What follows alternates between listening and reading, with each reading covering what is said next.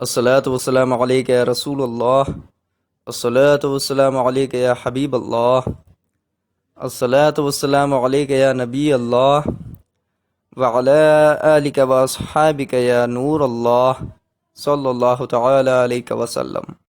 پیارے احبہ، ہمارا روحانی علاجوں کا جو سلسلہ شروع ہو رہا ہے، اس میں ہم آپ کو لگ بھگ ہر چیز کا علاج اور آسان علاج بتائیں گے، جس سے آپ کو انشاءاللہ جلد ہی شفا بھی حاصل ہوگی۔ لیکن کبھی کبھی ایسا ہوتا ہے کہ ہمیں بیماری بھی پتہ ہوتی ہے اور علاج بھی معلوم ہوتا ہے، لیکن ان سب چیزوں کے باوجود جب ہم اپنی بیماریوں کا کوئی روحانی علاج کرتے ہیں تو اس سے فرق یا اس کا اثر نظر نہیں آتا۔ تو کبھی آپ نے اس چیز پر توجہ دی ہے؟ کیونکہ اب ہم بھی آپ کو آگے اللہ ماشاءاللہ ہر بیماری کا علاج بتائیں گے، لیکن اگر اس کے باوجود بھی آپ کی بیماری میں سدھار پیدا نہیں ہوا تو پھر کچھ لوگ بدگمانی کرنا بھی شروع کر سکتے ہیں، یا پھر یہ سمجھ لیں گے کہ اللہ تبارک و تعالیٰ کے ان ناموں سے کچھ فرق نہیں پڑتا، معاذ اللہ۔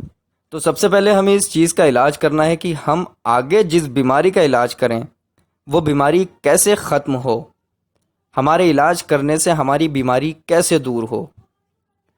تو اس کے لیے سب سے پہلے ہمیں یہ یقین اور عقیدہ رکھنا ہوگا کہ اللہ تبارک و تعالیٰ کے پاک ناموں سے ہر حال میں شفا حاصل ہوگی۔ دوسری چیز، ہمیں اپنی زبان میں وہ تاثیر پیدا کرنی ہوگی، اور وہ تاثیر صرف نماز پڑھنے سے ہی پیدا ہوگی۔ دیکھیں، میں پہلے ہی بتا رہا ہوں، اگر آپ نماز نہیں پڑھیں گے تو آپ اپنی کسی بھی بیماری کا علاج روحانیت سے نہیں کر سکتے، اور ہمارا جو خدا دشمن ہے یعنی شیطان، وہ یہ نہیں چاہے گا کہ ہم روحانیت سے جڑیں۔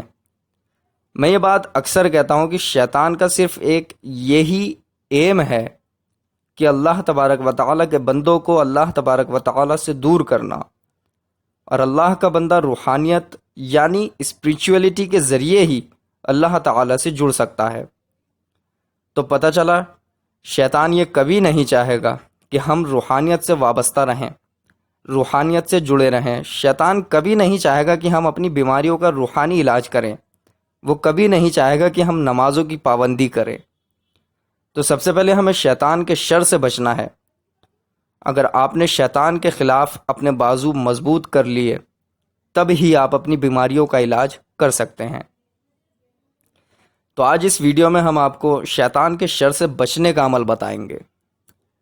الحمدللہ، اللہ تبارک و تعالیٰ نے اس امت محمدیہ کو جتنی سہولیات بخشی ہیں وہ کبھی کسی امت کو نہیں بخشی۔ تو احبہ، بلا تاخیر جانتے ہیں اس عمل کو جس کے کرنے سے ہم انشاءاللہ تعالی شیطان کے شر سے محفوظ رہیں گے۔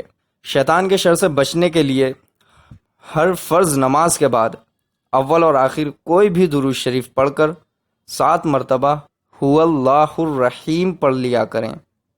اس سے نہ صرف شیطان کے شر سے محفوظ رہیں گے بلکہ ایمان پر خاتمہ بھی نصیب ہوگا انشاءاللہ۔ ایک بار اور میں ریپیٹ کر دیتا ہوں، آپ بھی میرے ساتھ دوہرا لیں، هو اللہ الرحیم۔ اگر آپ کی کوئی خاص پریشانی ہے تو آپ ہمیں کمنٹ باکس میں بتا سکتے ہیں، اور اگر کمنٹ باکس میں بتانے لائق بیماری نہیں ہے تو آپ ہمیں میل کر سکتے ہیں s3channel26@gmail.com پر۔ آگے بھی ہمارا یہ سلسلہ چلتا رہے گا۔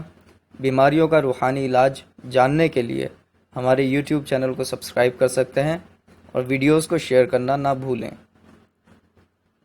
اور یہ بات یاد رہے کہ ہر ورد کے شروع اور آخر میں 1 مرتبہ کوئی بھی درود شریف پڑھ لیا کریں۔